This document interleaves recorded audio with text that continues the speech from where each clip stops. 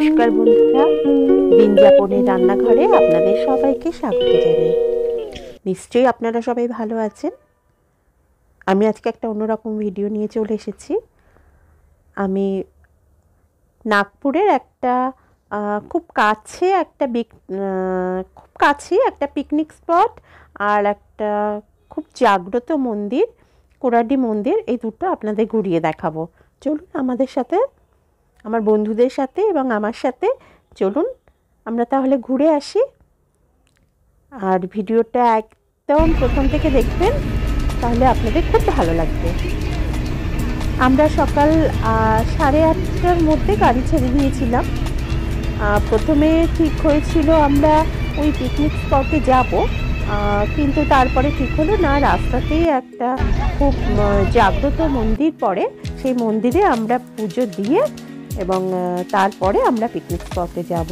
তো সেই মতোই আমরা সেই রাস্তা ধরেই আমরা এগিয়ে চললাম। আমরা যে এই মন্দিরটা এসেছি, এই মন্দিরটার নাম হচ্ছে কোরাডি মন্দির, মানে জায়গাটার নাম হচ্ছে কোরাডি, এটাকে কোরাডি মন্দির বলে। কোরাডির এই মন্দিরটা হচ্ছে মহালক্ষ্মী জগদম্বা মাতার মন্দির।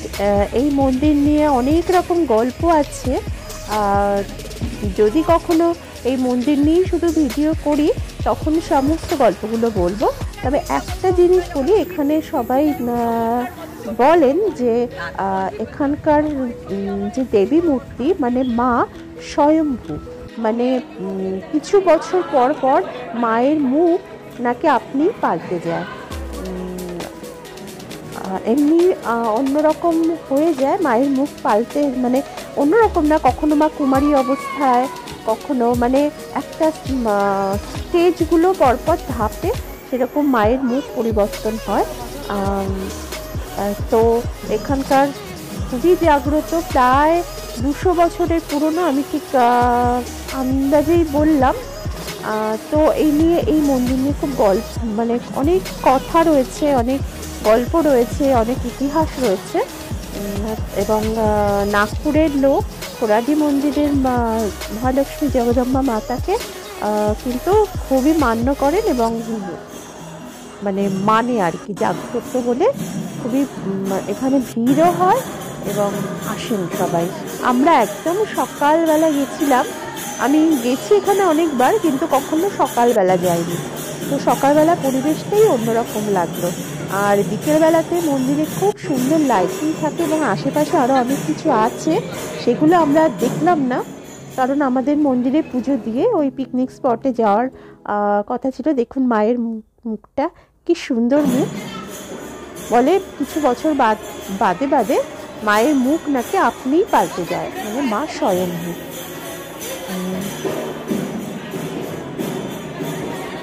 আমরা একটু মন্দিরে বসলাম। এই মন্দিরে আসলে না একদম মনটা পুরো পবিত্র হয়ে যায়। আর একদম সকালবেলা এসেছি তো যেন আরও ভালো লাগছে, ভীষণ ভালো লাগছে এখানে বসে।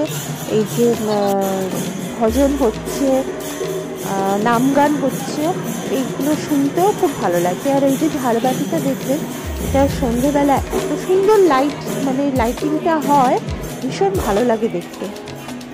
আমরা সন্ধেবেলায় এসেছি, আমরা কখনো সকালবেলা আসিনি।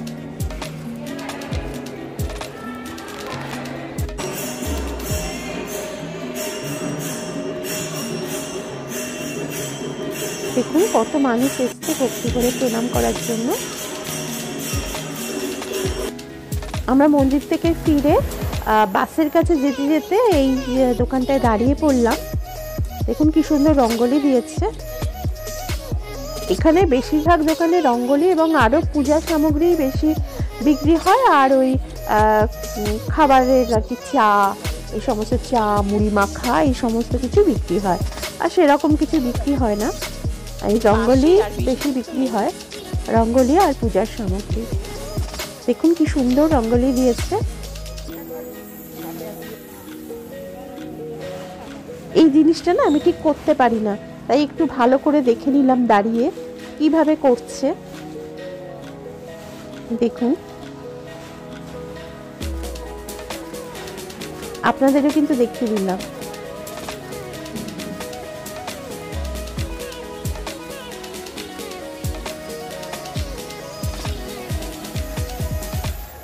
দেখুন কি অপূর্ব হলো না? চলুন তাহলে আমরা এগোই।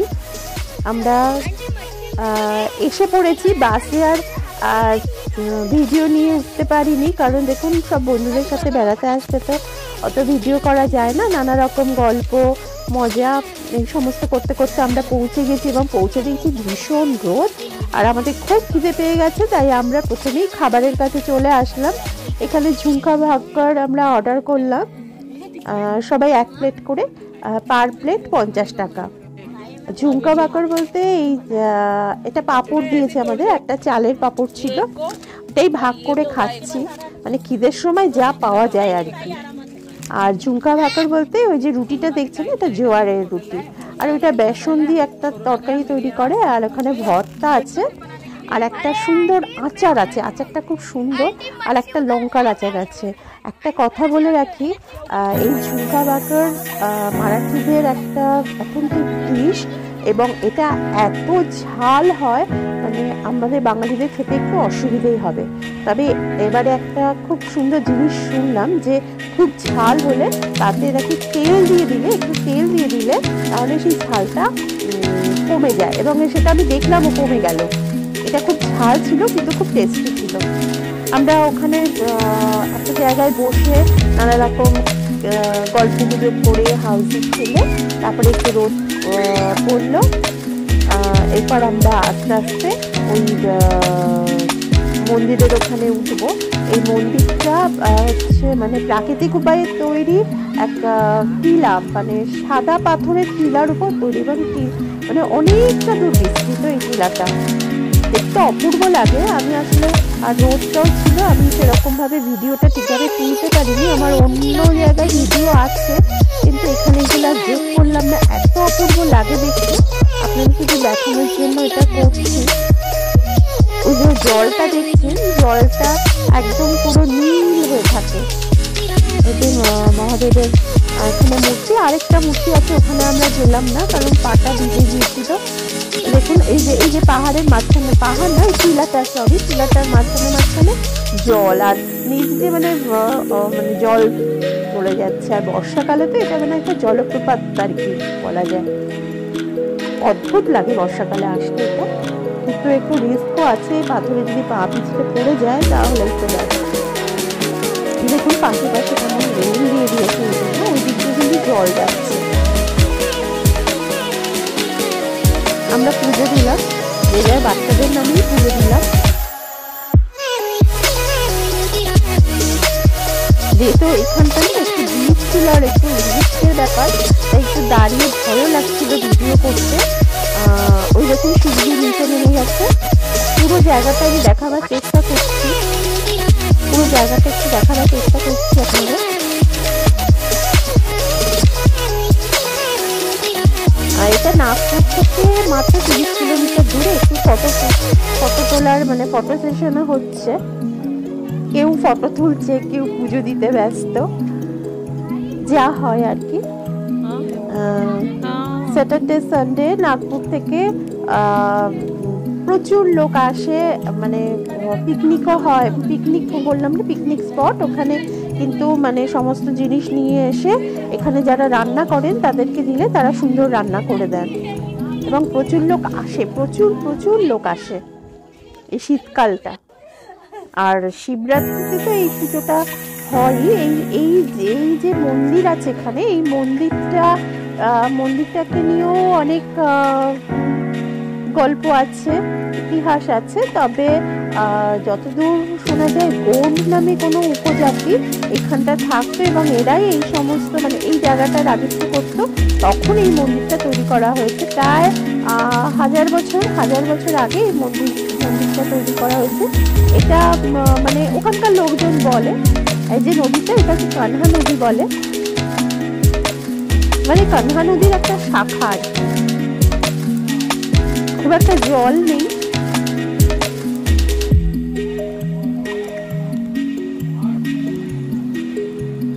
আমরা আবার নিচে চলে এসেছি, আমাদের কিছু বন্ধু চলে গেছে নদীতে। আমার যেহেতু নদীতে নামার একটু ইচ্ছে ছিল না, একটু ঠান্ডা লাগছিল, তাই নদীতে নামিনি। আমরা 2-3 জন বসেছিলাম। আর দেখুন ওখানে কি সুন্দর নদীতে সবাই, খুব বেশি জল নেই, এই যে বালির ওপরে দেখুন একটু বালি।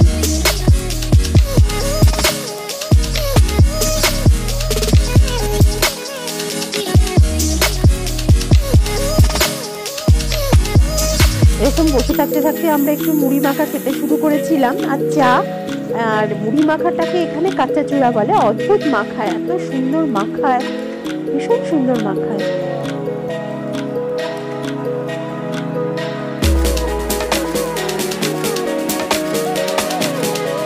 এই যে তাঁবু পাতিয়ে এরা এখানে রান্না করে, আর এখানে মানে যারা খাবার দাবার নিয়ে আসে না তারা এখানে খায়। এখানে কাঁচা চূড়া মানে মুড়ি মাখা, চা, পাঁপড়, তারপরে আপনার ঝুমকা ভাতো এই সমস্ত পাওয়া যায়।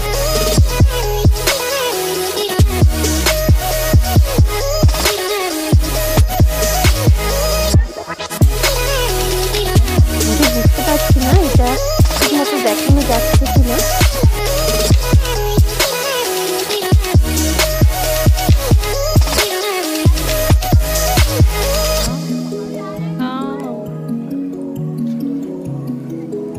নাগপুর থেকে খুব কাছে, এটা আমাদের মানে পিকনিক করা বা ঘুরতে আসার খুব ভালো জায়গা। তাহলে চলুন আজকের ভিডিওটা তাহলে কেমন লাগলো বলবেন।